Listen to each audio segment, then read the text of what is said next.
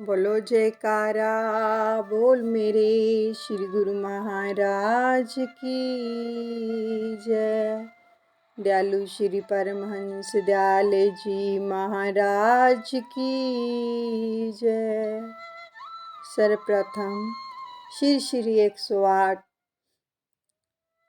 श्री सतगुरुदेव भगवान अवधूत शिरोमणि गौसुल हिंद शाहे विलायत परमार्थ पथ के महान प्रवर्तक अद्वैत मत के संस्थापक शाहों के शहनशाह राजाओं के राजन पीरों के पीर मेरे श्री टेरी निवासी भगवान श्री परमहंस दयाल दादा गुरुदेव जी के श्री चरण कमलों में लाखों करोड़ों बार दंडवत प्रणाम। प्रेमियों, आज हम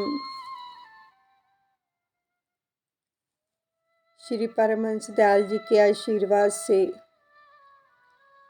आनंद गीता, जो कि हमारे श्री अनंतपुर दरबार की ओर से जिसकी रचना की गई, हमारे श्री श्री 108 श्री पंचम पातशाह हृदय सम्राट सतगुरुदेव भगवान जी ने श्री परमहंस दयाल जी की निजी मौज से ही इसकी रचना की और गीता जी के जो 18 अध्याय है, उन्होंने बड़ी ही सरलता से इसको 9 अध्यायों के अंदर पूरा ज्ञान भर दिया, जो कि 9 अध्याय हमारे पूरे हो चुके हैं। तो आज 10वां अध्याय, जिसमें कि पूरी गीता का सार श्री परमहंस दयाल जी के आशीर्वाद से हम तक पहुंच रहा है। आज 10वें अध्याय को श्रवण करने के लिए हम अपने श्री परमहंस दयाल जी के श्री चरण कमलों में उपस्थित हुए हैं। तो अपने आप को विजुलाइज कीजिए और इस 10वें अध्याय के अंदर गीता जी का पूरा सार उपदेश हम श्रवण करेंगे। यह है गीता सार उपदेश, यानी कि 18 अध्यायों का पूरा निचोड़। गीता का अलौकिक ज्ञान इस तथ्य की पुष्टि करता है कि मनुष्य जीवन में महानतम सफलता प्राप्त के लिए समय के पूर्ण संत सतगुरु की आवश्यकता अनिवार्य है। आध्यात्मिक ज्ञान के द्वारा ही मनुष्य जीवन में सफलता की ओर अग्रसर हो सकता है, जिसे प्राप्त करने का एकमात्र साधन दर्शाते हुए भगवान श्री कृष्ण गीता के 4th अध्याय में अर्जुन को इस प्रकार से संबोधित करते हैं। सत्पुरुषों की कर शरण ग्रहण, श्रद्धा भाव से सेवा कर, परम तत्व के ज्ञाता हैं वे, देंगे तुझको ज्ञान अमर। उस अमर ज्ञान को पाकर के मोह तिमर मिट जाएगा, अपने भीतर फिर मुझ में तू एक ही अवस्था पाएगा। भगवान अर्जुन को उपदेश दे रहे हैं, हे अर्जुन, जब तू श्रद्धा से सेवा करते हुए पूर्ण सतगुरु के चरणों में आत्मज्ञान प्राप्त करने की प्रार्थना करेगा, तो वे तुझे वह ज्ञान प्रदान करेंगे जिसे प्राप्त कर तू फिर इस प्रकार मोह को प्राप्त नहीं होगा एवं तेरे हृदय में ज्ञान का अलौकिक प्रकाश हो जाएगा। भगवान कृष्ण अर्जुन को उपदेश दे रहे हैं। हम जब भी अपने सतगुरुदेव भगवान के श्री चरण कमलों में जाकर कोई भी प्रार्थना करते हैं, अरदास करते हैं, तो वो सुनते हैं। इसी प्रकार अलौकिक ज्ञान हमारे हृदय के अंदर प्रकाशमान हो जाए। भगवान कह रहे हैं कि सतगुरु के चरणों में जा और प्रार्थना कर कि इस ज्ञान को वो तुझे प्रदान करे। तो भाव यही है कि आत्मिक ज्ञान को केवल और केवल सतगुरु से ही प्राप्त किया जा सकता है, क्योंकि वो तीनों लोकों के मालिक हैं और पार ब्रह्म परमेश्वर का रूप होते हैं, जो इस धरा पर अवतार लेते हैं और अपनी दया से अज्ञानता का गहन पर्दा हटाकर जीव को ज्ञान की रोशनी दिखाते हैं। इसलिए कहा गया है, ज्ञान का दीपक हाथ में लेकर संत आवाज लगाते, मोह माया की नींद को त्यागो, क्यों हो जन्म गवाते। जब लुट गया खजाना, कुछ नहीं बचेगा तेरा, जागो हुआ सवेरा, जागो हुआ सवेरा। संत महापुरुष अपने हाथ में ज्ञान का दीपक लेते हैं और हम जीवों को चिताते हैं कि जागो, मोह माया की नींद में सोए पड़े हो। अगर ये खजाना लुट गया तो कुछ भी नहीं बचेगा, इसलिए जागो, सवेरा हो गया है। शारीरिक ज्ञान विज्ञान में किसी को कितनी ही निपुणता प्राप्त क्यों ना हो जाए, ये कोई बड़ी उपलब्धि नहीं है, क्योंकि उसका सारा ज्ञान शरीर तक ही सीमित है। उसी शरीर को तो हर प्रकार का लाभ पहुंचाया जा सकता है, किंतु आत्मा का बोध नहीं। शरीर तो क्षण भंगुर है, किसी क्षण भी पानी के बुलबुले की भांति मिट सकता है। फिर इसके प्रति प्राप्त किया गया ज्ञान और विज्ञान किस काम आएगा। अपने शारीरिक रिश्ते नातों का भान होते ही अर्जुन मोहसक्त हो गया। उसकी बुद्धि पर अज्ञानता का आवरण छा गया और उसके बदन में कंपी सी होने लगी और हाथों से गांडीव छूट गया। जब उसने देखा कि मैं तो अपने रिश्तेदारों का वध करने जा रहा हूँ, ये क्या, उसकी बुद्धि भ्रमित हो गई, वो मोह में आसक्त हो गया। वीरों की भांति युद्ध क्षेत्र में खड़ा अर्जुन कायर बनकर बैठ गया। अर्जुन को शारीरिक संबंधियों के प्रति आसक्त देखकर भगवान श्री कृष्ण ने उसे आत्मिक ज्ञान प्राप्त करवाया, जिसे प्राप्त करते ही अर्जुन का मोह नष्ट हो गया।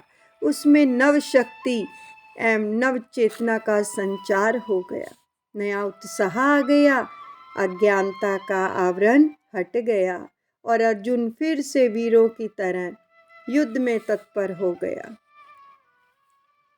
आत्मिक ज्ञान के बिना मनुष्य की स्थिति क्या है? ज्ञानेन हीना। आत्मिक ज्ञान के बिना मनुष्य पशु के समान है। अपनी सामर्थ्य के अनुसार पशु और पक्षी भी अपने शरीर के लिए सुख सुविधा के सामान जुटा लेते हैं।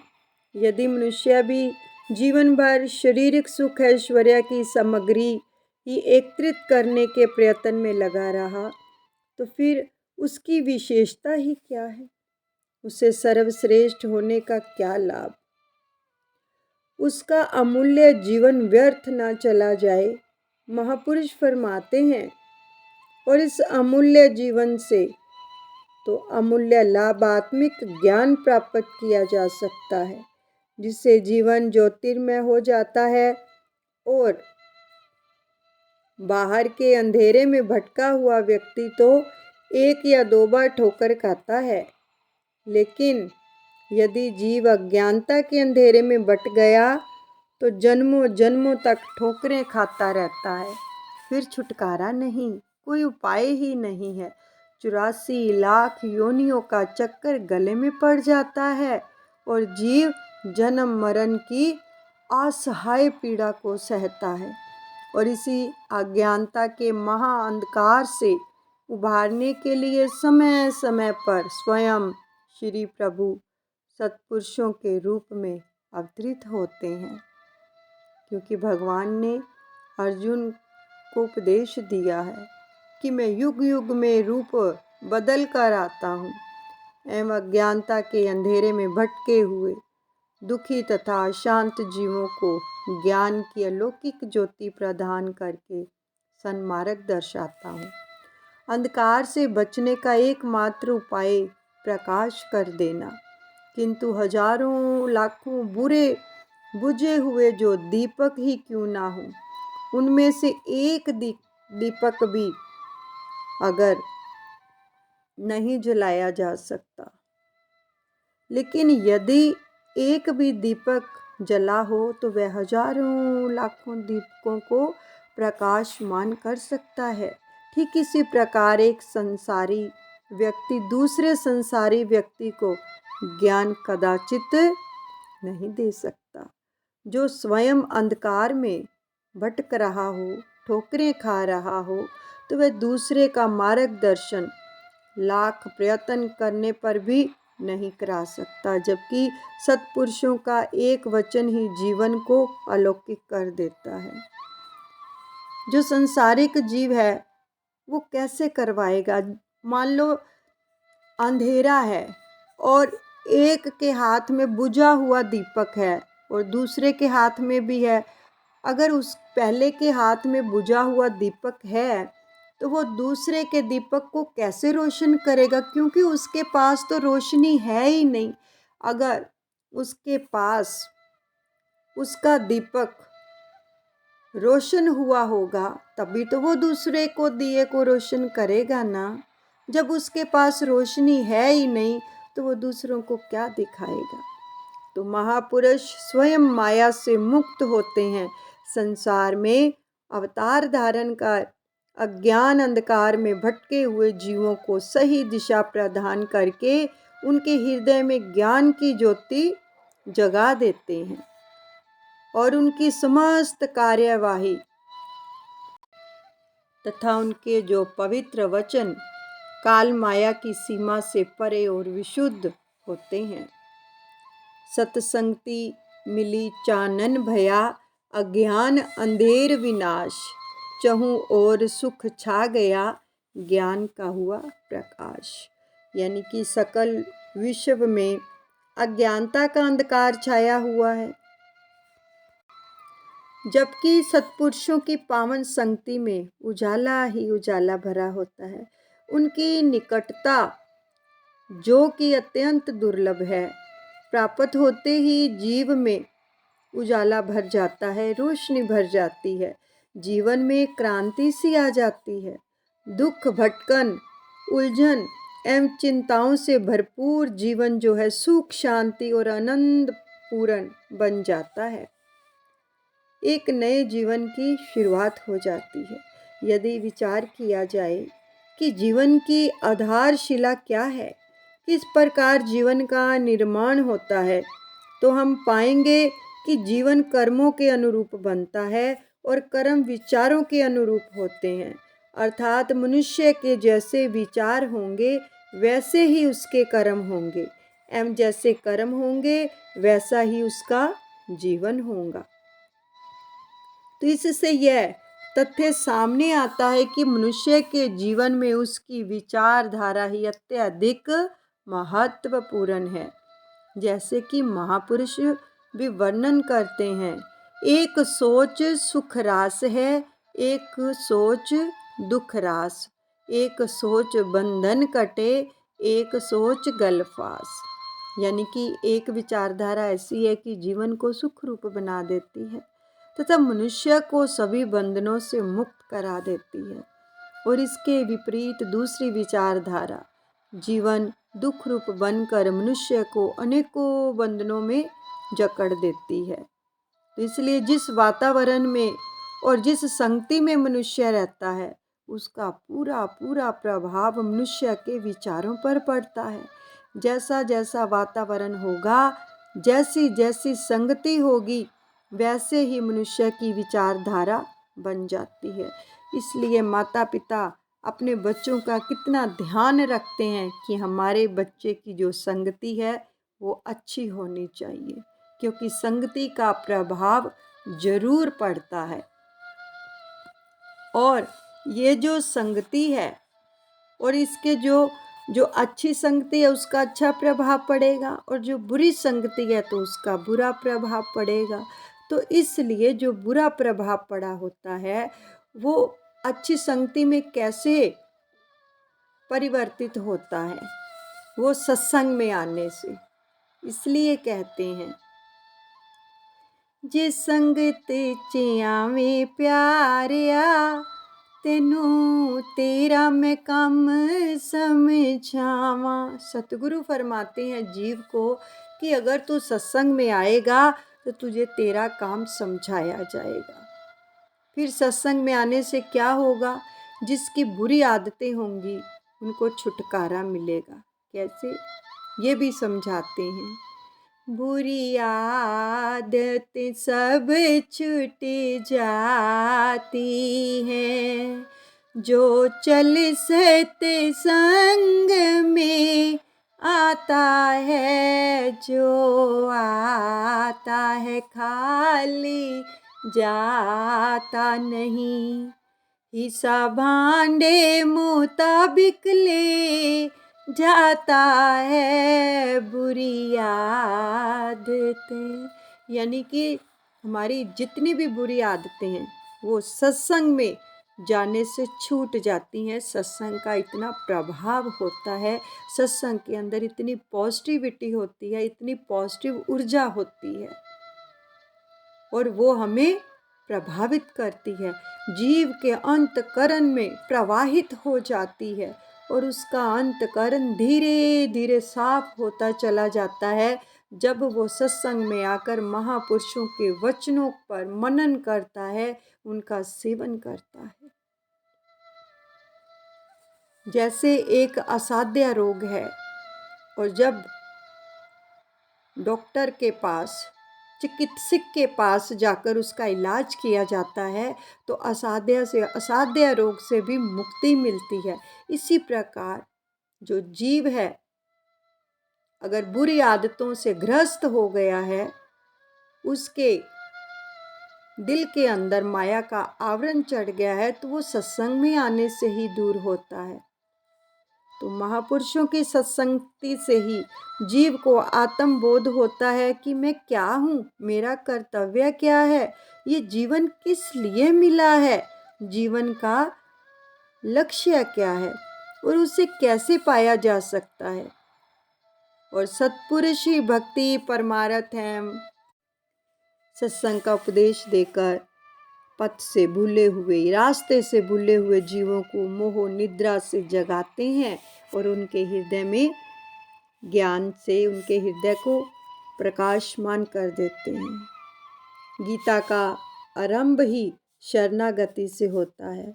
मोह अज्ञान से ग्रस्त अर्जुन जब श्री भगवान की शरण में गया, तभी उन्होंने अर्जुन को कर्म योग, ज्ञान योग, ध्यान योग तथा भक्ति योग आदि विभिन्न साधनों का उपदेश देकर आत्मबोध कराया और उसे कर्तव्यों के पालन में प्रवृत्त करवाया।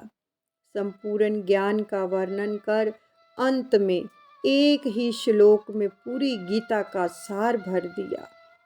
श्री भगवान अर्जुन से उपदेश कर रहे हैं, अचल निष्ठा मुझ में रख, मुझको ही तू कर प्रणाम, मुझको ही फिर पाएगा सत्य वचन में मेरे जान। केवल मेरी शरण ले और सब आश्रय छोड़ दे, भव से होगा पार निश्चय, मुक्त होगा पाप से। भगवान फरमा रहे हैं, अर्जुन तू दृढ़ विश्वास तथा अटूट श्रद्धा मुझ पर ही रख और मुझे प्रणाम कर। सब धर्मों का त्याग कर तू केवल मेरी शरण में आ जा। मैं तुझे सब पापों से मुक्त कर दूंगा। तू शोक मत कर। कितने सुंदर वचन भगवान फरमा रहे हैं। तो इस पद में गीता का सार उपदेश निहित है। भगवान फरमाते हैं कि जो सभी आश्रयों अथवा साधनों को छोड़कर केवल मेरी शरण में आ जाते हैं उनका उद्धार हो जाता है। शरणागति का अर्थ क्या है? सभी आश्रयों को त्याग कर मन बुद्धि सहित अपने आप को पूर्ण रूपेण इष्ट देव में समर्पित कर देना एवं उनकी आज्ञा और मौज का पूर्ण निष्ठा से पालन करना। एक साधारण सा पत्थर जब मूर्तिकार के प्रति समर्पित हो जाता है तो वह यह नहीं कहता कि मुझे इधर से मत घड़ो, उधर से मत घड़ो। वह तो मूर्तिकार की हर इच्छा पर पूरी तरह से समर्पित रहता है। अपने ऊपर पड़ने वाली हर चोट को खुशी से सहन करता है। एवं एक दिन क्या होता है, वो जो साधारण पत्थर होता है तो वह मूर्तिकार की कृपा से भगवान की मूर्ति का रूप धारण कर हजारों लाखों व्यक्तियों की श्रद्धा का केंद्र बन जाता है। इसी प्रकार जो जीव सत्पुरुषों की शरण में जाकर पूर्ण रूप से समर्पित हो जाता है, अपने मन के ख्यालों को छोड़कर सतगुरु के वचनों को एवं उनकी मौज को शिरोधार्य कर उन्हीं में प्रसन्न रहता है, वह सतगुरु की कृपा द्वारा आत्म साक्षात्कार कर लेता है।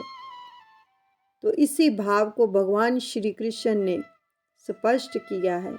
हे अर्जुन, जो मेरे प्राण हुए भक्तजन सब कर्मों को मुझे अर्पित कर मुझ सगुण रूप परमेश्वर का ही अनन्य रूप से चिंतन करते हैं, उन अनन्य प्रेमी भक्तों का मैं शीघ्र ही मृत्यु रूप संसार समुद्र से उद्धार कर देता हूँ। इसलिए तू मेरे में ही मन को लगा और मेरे में ही बुद्धि को लगा, इसके उपरांत तू मेरे में निवास करेगा। शरणागति अनन्य भक्ति का विशिष्ट अंग है। इष्ट देव के शरणागत होकर ही जीव भक्ति उपासना आदि कर सकता है। इष्ट देव की शरण ग्रहण करके अनन्य उपासक अनन्य भक्ति से उसे पा लेता है। इतिहास पढ़ो, जिन जिन ने भी भगवान की शरणागति पाई है उसने अपनी सारी चिंता मिटाई है। मीराबाई जी ने पूर्णतः से कृष्ण को अपना सर्वस्व समर्पण कर दिया और अंत में उन्हीं में समा गई, यानी कि पूर्णतः से उन्होंने शरणागति पा ली थी। कोई कुछ भी कह रहा है, उन्हें किसी से कोई प्रयोजन ही नहीं था। और शबरी ने पूरी तरह से शरणागति पाई, तभी तो राम प्रभु को आकर उनको दर्शन देने पड़े। यानी कि अगर शरणागत हो जाएं एक के तो वो आकर सब दुखों से दूर कर देता है। सुमिरन में तल्लीन जो रहता, भगवान फरमा रहे हैं, सुमिरन में तल्लीन जो रहता, देह में जब तक है प्राण, ऐसे प्रेमी को मैं होता अति सुलभ यह निश्चय मान। हे अर्जुन, जो पुरुष अनन्य चित्त से नित्य निरंतर मेरा ही स्मरण करता है, सदा मेरे ही ध्यान में लगे हुए उस योगी को मैं यानी कि आसान सहज ही प्राप्त हो जाता हूँ। क्योंकि हर वक्त जो भगवान को भजता रहेगा उसका मन तो सहज ही वो उसके अंग संग रहते हैं। ऐसे प्रेमी भक्तों का योग क्षेम भगवान स्वयं चलाते हैं। भगत को तो ना तो किसी पदार्थ को पाने की कामना होती है और ना प्राप्त हुई वस्तुओं को संभालने की चिंता होती है। वह अपने इष्ट देव के वचनों को सच्ची निष्ठा से सत्य सत्य कर मानता है और इष्ट कृपा के जीवन में महान सफलता प्राप्त कर लेता है। जीवों को सतपथ दर्शाते हेतु समय समय पर संत महापुरुषों का अवतार होता है। उनका हर एक कार्य एवं उपदेश जीवों के कल्याण के हेतु ही होता है। मोह माया के बंधन में पड़े हुए दुखी एवं अशांत जीवों को महापुरुष अपने अमृत उपदेशों के द्वारा सन्मार्ग दर्शाते हैं, उनको रास्ता दिखाते हैं एवं आत्मबोध करवाकर कर्तव्यपरायण बनाते हैं। संसारिक पदार्थों में फंसी हुई सुरती को प्रभु नाम से जोड़कर सच्ची शांति एवं अलौकिक आनंद प्रदान करते हैं और जो जीव उनकी शरण में आ जाते हैं वह उनके पावन वचनों के अनुसार अपने जीवन को बनाते हैं। संसारिक मोह माया के बंधन से छूटकर जीवन के लक्ष्य को वो प्राप्त कर लेते हैं। अर्जुन ने अपने जीवन में इतनी बड़ी सफलता प्राप्त की। गीता के गहन अध्ययन से इसका यही रहस्य प्रकट होता है कि अर्जुन ने अपनी बागडोर भगवान के हाथों में सौंप दी। जिसकी बागडोर भगवान के हाथों में हो तो फिर उसके सम्मुख सफलता ही सफलता है। श्रीमद् भागवत गीता के सबसे अंतिम श्लोक में संजय राजा धृतराष्ट्र को महाभारत के युद्ध का वृतांत सुनाते हुए वर्णन करते हैं। और क्या कहना है बाकी, भगवान कृष्ण है जहाँ, गांडीव धनुर्धारी है अर्जुन, श्री विभूति विजय वहाँ। जहाँ पर योगेश्वर भगवान श्री कृष्ण पथ प्रदर्शक हो तथा अर्जुन जैसे अनन्य श्रद्धा भक्ति रखने वाला सेवक एवं महान योद्धा हो, वहाँ ही श्री विजय विभूति और अचल नीति है।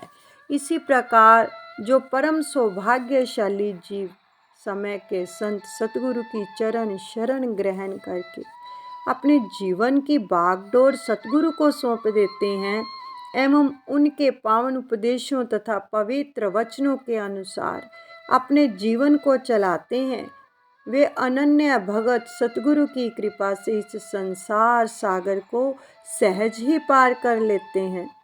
अज्ञान अंधकार से निकलकर आत्मज्ञान से आलोकित हो, प्रकाशमान हो, ईश्वर के स्वरूप में समाकर अपने जीवन में महानतम सफलता प्राप्त कर लेते हैं।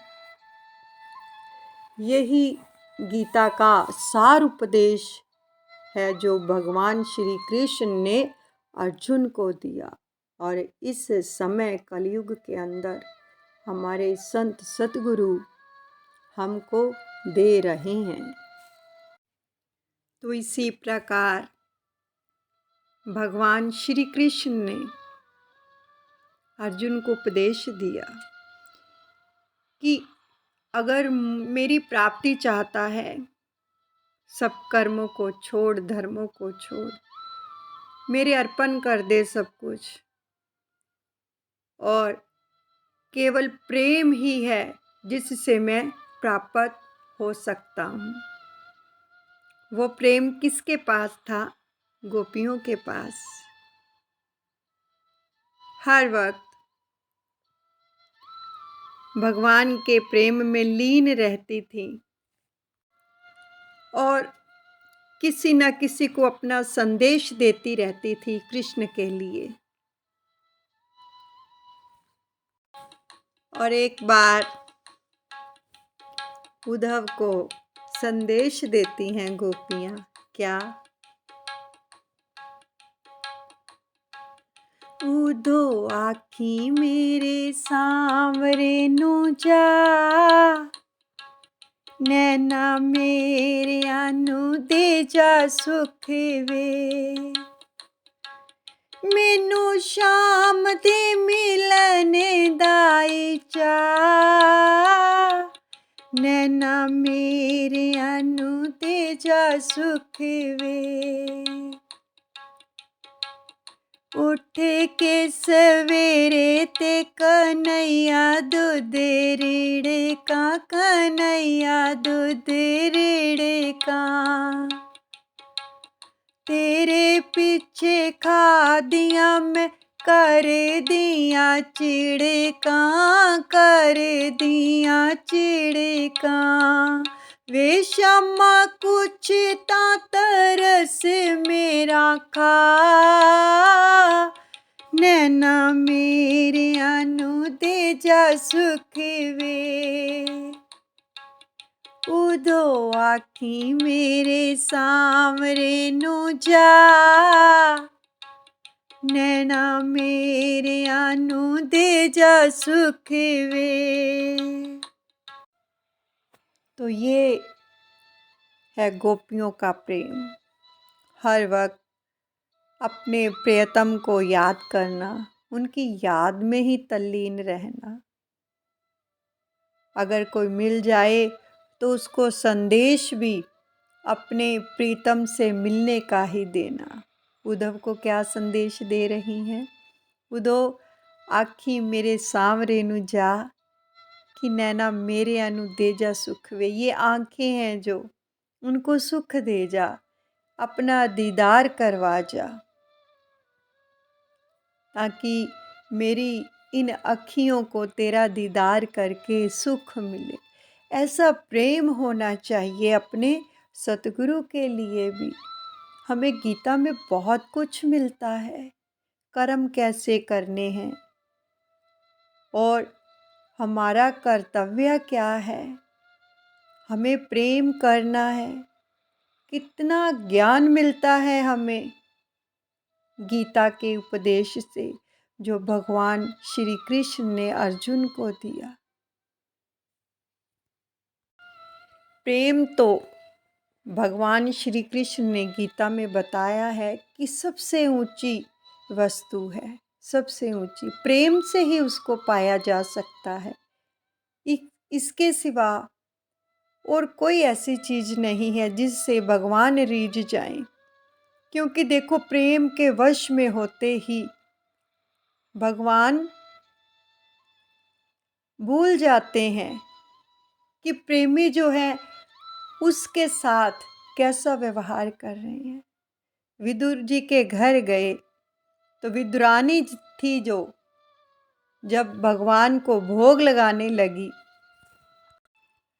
जो तो केले थे वो उनका गूदा तो नीचे फेंकती गई और छिलके भगवान को खिलाती गई, और भगवान भी प्रेम में आकर वो छिलकों का भोग लगाते गए। और जब विदुर जी आए तो कहने लगे, विदुरानी ये क्या कर रही। यानी जो प्रेम है वो हर सीमा लांघ जाता है। ये भगवान फरमाते हैं, जो सच्चा प्रेम करते हैं वो हर सीमा को पार कर जाता है। और फिर प्रेम के अंदर भगवान बंध जाते हैं।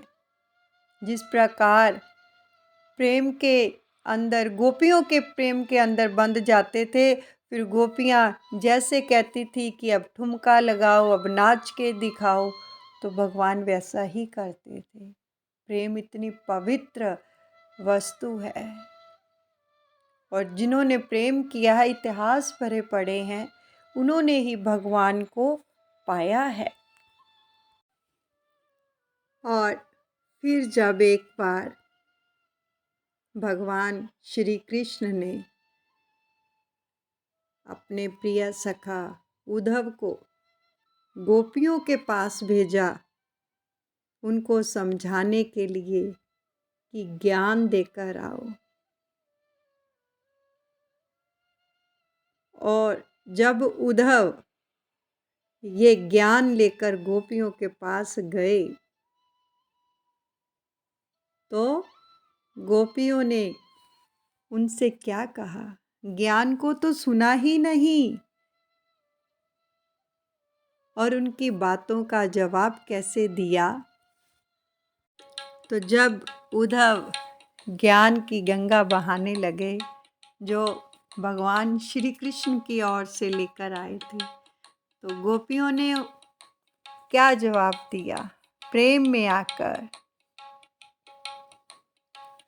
ये तो प्रेम की बातें है उद्धव, ये तो प्रेम की बातें है उद्धव, बंदगी तेरे बस की नहीं है, यहाँ दम दम पे होती है पूजा, सर झुकाने की फुर्सत नहीं है, ये तो प्रेम की बातें हैं उद्धव।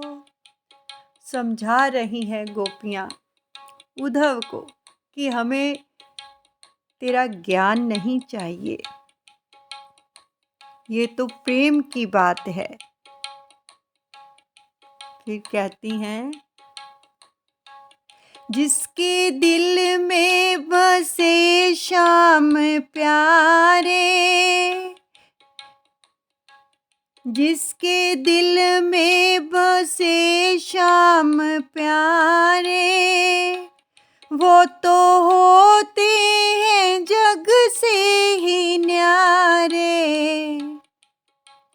जिसकी नजरों में प्रीतम बसे हैं, जिसकी नजरों में प्रीतम बसे हैं, वो नजर फिर तरसती नहीं है, ये तो प्रेम की बातें है उद्धव, बंदगी तेरे बस की नहीं है, यहाँ सर दे के होते सौदे, आशिकी कोई सस्ती नहीं है, ये तो प्रेम की बातें है उद्धव।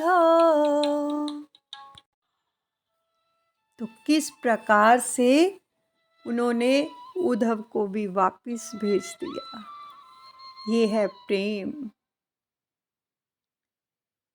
प्रेम के अंदर ही भगवान बंध जाते हैं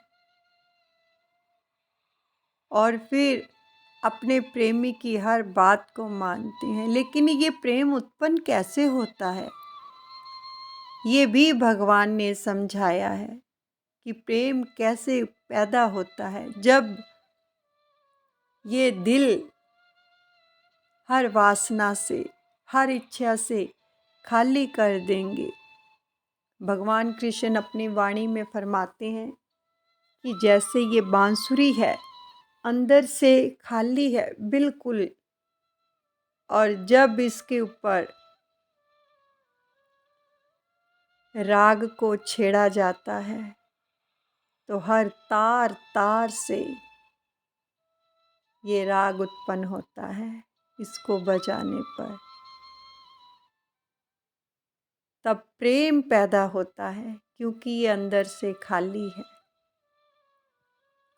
इसी प्रकार अपना दिल खाली कर दीजिए, तभी उस प्रियतम के लिए इस दिल के अंदर प्रेम पैदा हो पाएगा, जब ये अंतःकरण शुद्ध हो जाएगा।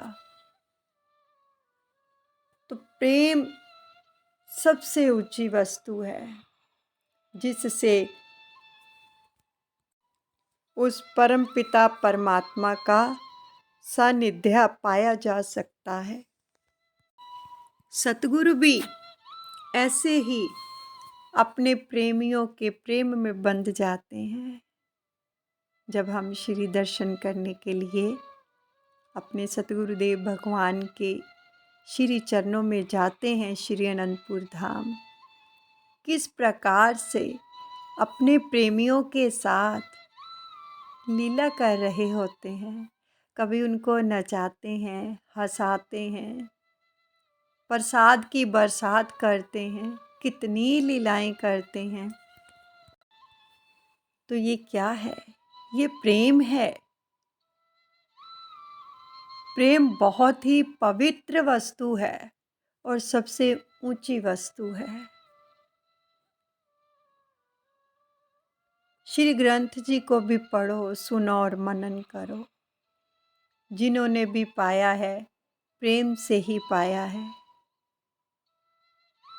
भगत साहिब राम जी, धनी राम जी, भगत अमीर चंद जी, कितना प्रेम था इनके दिल के अंदर श्री परमहंस दयाल जी के लिए। और भी बहुत सारे भगत हुए हैं जिन्होंने प्रेम से ही उसको पाया है। तो हमें भी अपने दिल के अंदर प्रेम पैदा करना है। जहाँ प्रेम होगा वहाँ पर कोई चीज़ नहीं टिक पाएगी। केवल भगवान की स्मृति ही बनी रहेगी। जिस प्रकार हर वक्त गोपियों के दिल में अपने प्रीतम को, अपने कान्हा को, अपने कन्हैया को मिलने की हर वक्त लालसा रहती थी। गीता हमें बहुत कुछ सिखाती है कि हमेशा अपनी वाणी से भी मीठे शब्दों की बरसात हो। जो शब्द भी निकलें वो मिठास भरे हों। वाणी ऐसी बोलिए मन का आपा खोए, औरन को शीतल करे आप भी शीतल होए। वाणी में भी मिठास लेके आइए। सच में भगवान जब प्रेमियों के प्रेम में बंध जाते हैं तो ऐसे ऐसे कार्य भी करते हैं जो ना करने वाले हों। नंदा नाई को देखिए, उसकी जगह पर जब खुद भगवान नंदा नाई बनकर राजा की मालिश करने के लिए गए, यानी कि हर चीज़ करने के लिए स्वीकार हो जाते हैं जब हम उनसे प्रेम करते हैं। तो सोचो प्रेम कितनी ऊंची वस्तु है। अगर किसी के हृदय में प्रेम उत्पन्न हो जाता है तो फिर प्रभु को पाने का मार्ग सुलभ हो जाता है। छोटे छोटे बच्चों के अंदर भी अगर प्रेम उत्पन्न हुआ तो प्रभु ने तो उनको भी प्रेम देकर अपना बना लिया। भगत प्रहलाद, भगत ध्रुव, कितनी छोटी आयु के अंदर इन्होंने भगवान से प्रेम किया और भगत ध्रुव को अपनी गोद दी, अपनी गोद में बैठाया। तो ये प्रेम ही तो है। जो भी व्यक्ति प्रभु से प्रेम करता है तो प्रभु हर पल, हर घड़ी, हर क्षण उसके साथ रहते हैं। केवल प्रेम। और जिन्होंने भी भगवान से प्रेम किया है आज इतिहास भरे पड़े हैं उनके चरित्रों से। भगवान के प्रेमी जो हैं, जो उनसे प्रेम करते हैं, तो इनके जीवन चरित्रों से हमें भी ये शिक्षा मिलती है कि हमें भी अपने सतगुरु से ऐसा ही प्रेम करना चाहिए। अब इतनी सारी रानियां होने के बावजूद, यानी श्री कृष्ण भगवान की 16,108 पटरानियां थी।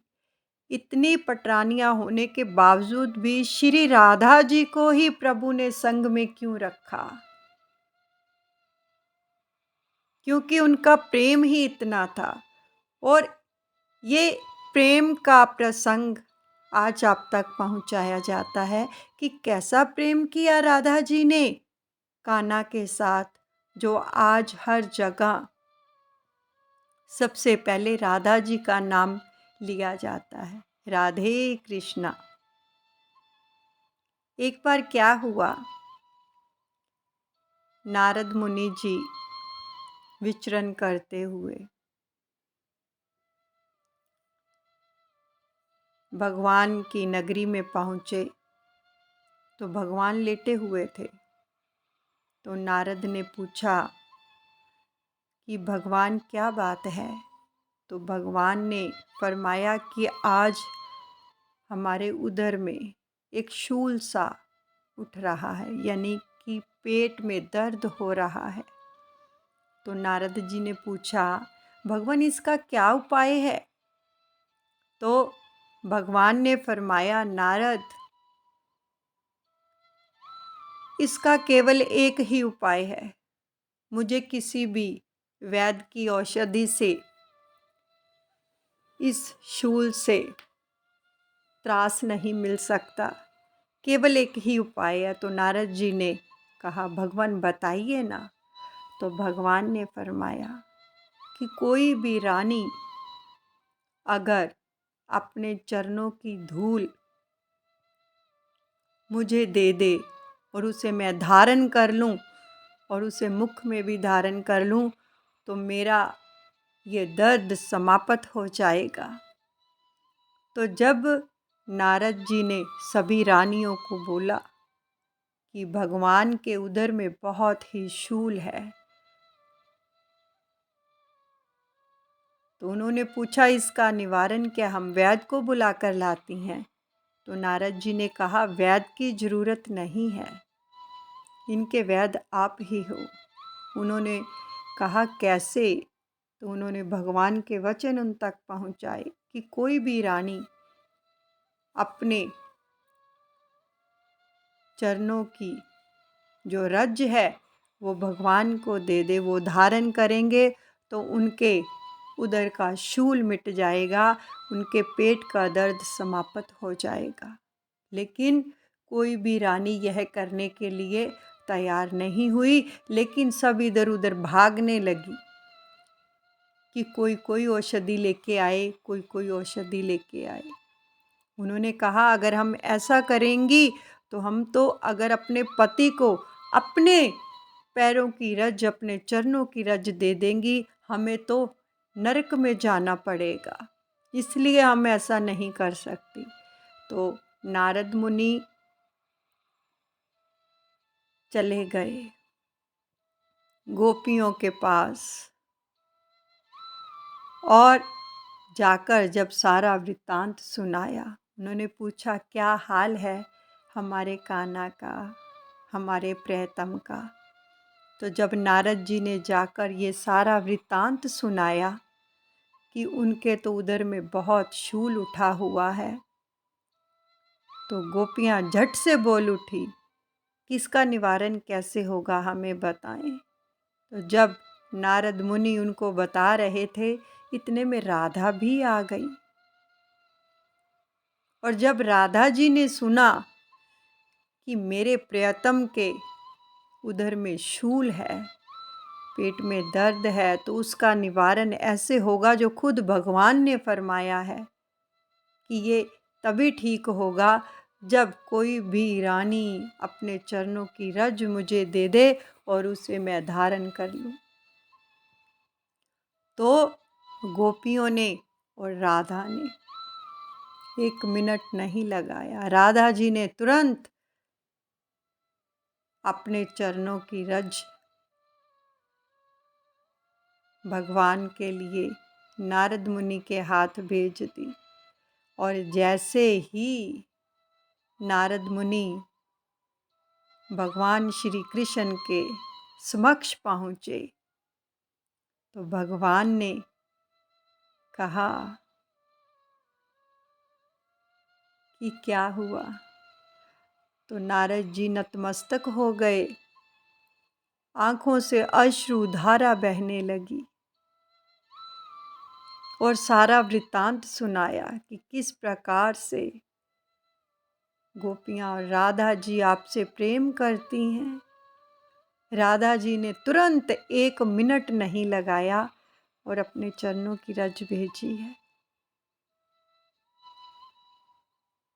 अश्रुधारा बह रही है ऐसा प्रेम देखकर कि राधा जी ने कहा कि मेरे को कितने भी नरक क्यों ना भोगने पड़े, मैं भोगने के लिए तैयार हूँ, लेकिन मैं ये बर्दाश्त नहीं कर सकती कि मेरे प्रियतम के पेट में दर्द हो। उसके लिए मुझे जो भी करना पड़े मैं करूँगी। तो ये होता है प्रेम। तो फिर भगवान ने भी वरदान दिया राधा जी को कि राधे, जबकि मेरी 16,108 पटरानियाँ हैं, आज मैं वरदान देता हूँ, इतनी पटरानियाँ होने के बावजूद भी हमेशा तुम ही मेरे साथ रहोगी और तुम्हारा नाम सबसे आगे होगा। ये है प्रेम। जब हम अपने सतगुरु से, अपने प्रियतम से प्रेम करते हैं तो वो प्रियतम भी कोई कसर नहीं छोड़ता है।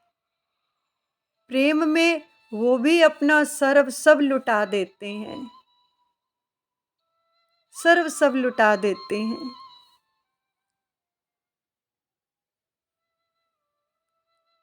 तो हमें केवल प्रेम को ही पाना है। प्रेमा भक्ति सबसे ऊंची भक्ति है।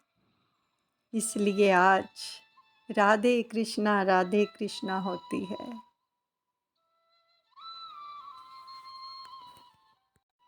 अगर हमारे प्रेम के अंदर कोई स्वार्थ नहीं होगा तभी वो प्रेम निश्चल है। अगर स्वार्थ है तो वो प्रेम निश्चल नहीं होता। जैसे राधा जी के प्रेम के अंदर, गोपियों के प्रेम के अंदर कोई स्वार्थ नहीं था। वो निस्वार्थ प्रेम करती थी श्री कृष्ण भगवान से और पूरे का पूरा पाया भी। और भगवान के नाम के अंदर कितना आनंद है।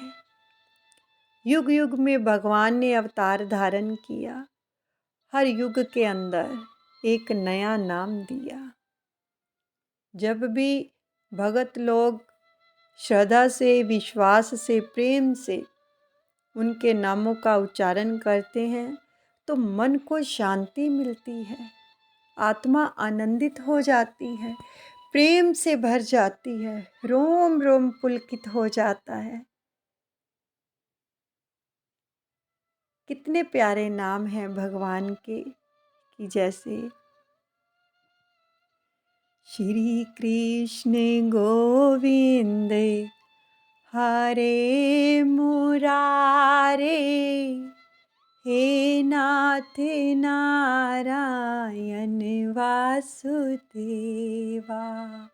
श्री कृष्ण गोविंद हरे मुरारे, हे नाथ नारायण वासुदेवा। कितना आनंद आता है भगवान के नाम के अंदर। हर नाम के अंदर प्रेम छुपा हुआ है, हर नाम के अंदर। तो जो भी प्रेमी अपने भगवान का नाम श्रद्धा से, प्रेम से लेते हैं वो आनंद से भर जाते हैं।